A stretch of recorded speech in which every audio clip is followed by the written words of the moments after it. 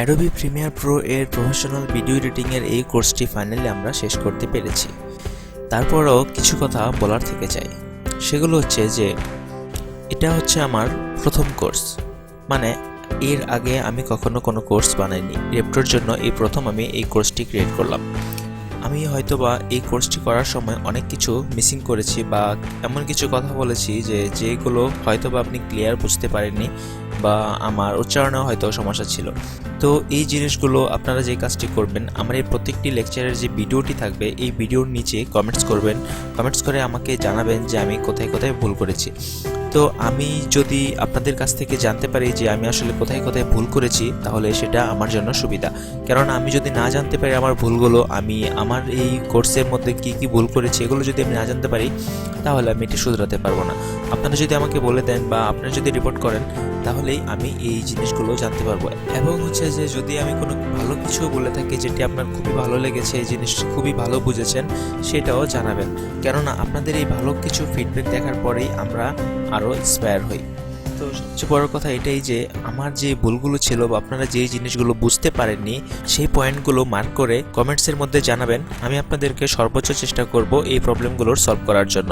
সেটা হয়তো বা ফোনেও হতে পারে, তারপর চ্যাটিংয়ের মাধ্যমেও হতে পারে, এরপরে আপনার কমেন্টসের মাধ্যমেও হতে পারে। সেটা যেভাবেই হোক আমি আপনাদেরকে প্রবলেমগুলো সলভ করার চেষ্টা করব।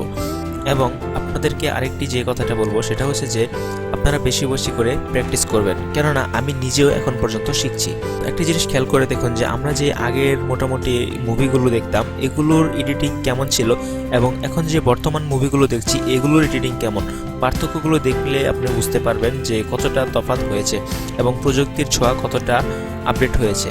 তো এই জন্যই হচ্ছে যে এই ধরনের সফটওয়্যারগুলো দিন দিন আপডেট হচ্ছে, কেননা কাজের যে আপনার কাজের কোয়ান্টিটি বাড়ছে এবং কাজকে আরও সহজ করার জন্য এবং আরও সুন্দর করার জন্য সফটওয়্যারগুলো আপডেট করা হচ্ছে। তো আমাদের শেখার কোনো শেষ নেই।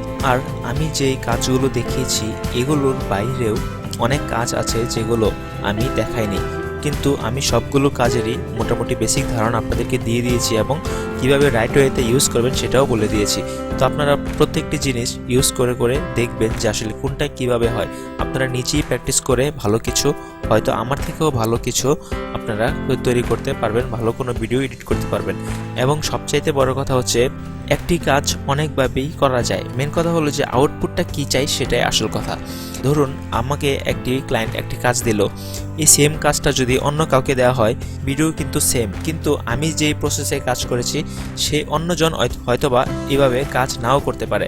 তার মানে এটা মনে রাখবেন যে একটি কাজ অনেকভাবেই করার ওয়ে থাকে, কিন্তু সেটা কিভাবে করবেন, কতটুকু সহজে করবেন সেটাই সম্পূর্ণ আপনার উপর ডিপেন্ড করে। আপনি কিভাবে আপনার ক্রিয়েটিভিটি দিয়ে কাজটিকে খুব সহজে করতে পারেন।